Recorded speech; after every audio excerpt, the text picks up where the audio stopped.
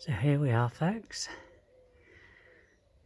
You can see just at the back of the flamingo there, we've got the Solomon seal, and we've got the cockerel, rooster for those in the US. This is my table. There's a few ornaments, somewhat I've painted. And you can see the garden's been really tidied up. We've got the pear tree now, quite a few pears forming, and the plum tree at the back. The apple tree, I can't find the apples yet, but I'm sure there is some. Just a few of the ornaments.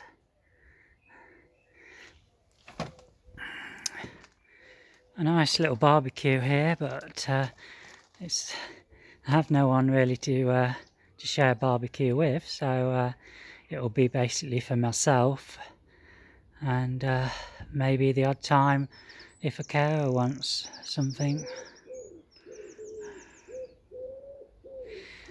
And then over here, I'm quite looking forward to this area, because these are all seeds what I've sprinkled, my wildflower and bee and butterfly flowers, and you can see that the seedlings are growing lovely, and there's all different varieties of plants growing.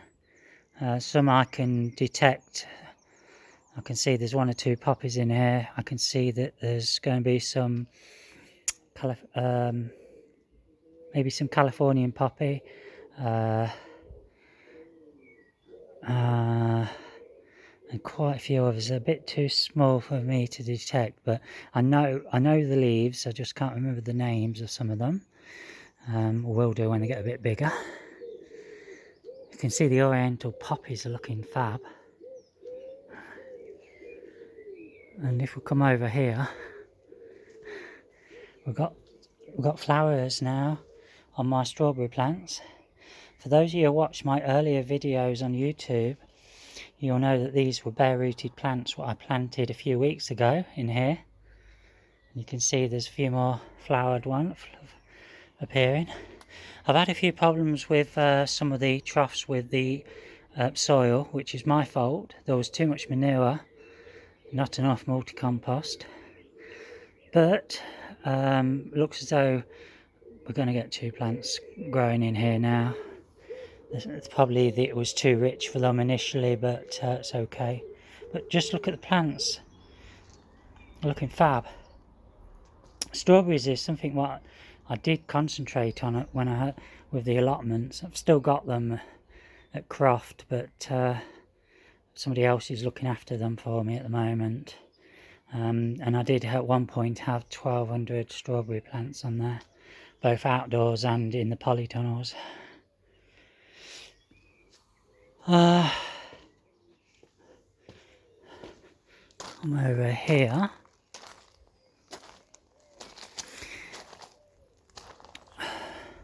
Got a buddleia growing up here, and we've got a multitude of different seedlings. I can see poppies and possibly some dahlias growing in there. We'll see what happens. The plan is for me to leave these two here to grow whatever's in there. I'll obviously pull out the weeds that I can see, like the thistle. And this area there I'm going to let grow wild as well, so there should be a lot of colour.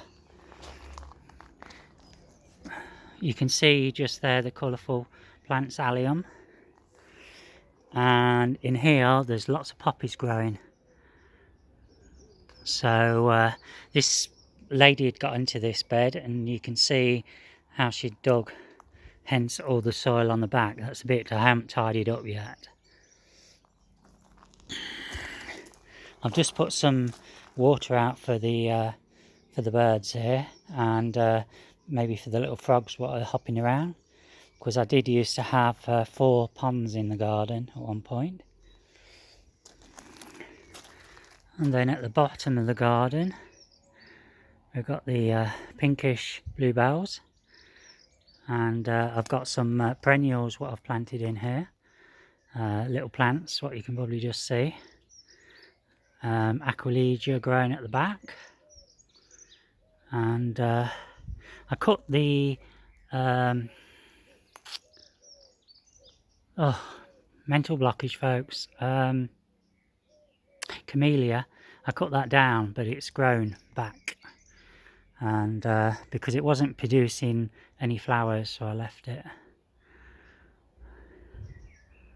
But you can see garden's looking good. I really could do with some green fence paint, but I haven't been out. They don't deliver, so, and I can't get out, so for the moment that's going to have to wait. The camellia here is nearly finished. It's been out since February, so I mustn't grumble. If you got one of these plants, just remember that in the autumn they need to have plenty of watering. That's when the buds and that form. If it's very dry at that period, you're not going to get a good flower the following year. This is producing an excellent crop each year because I'm either watering it in the autumn or we've been getting the rains.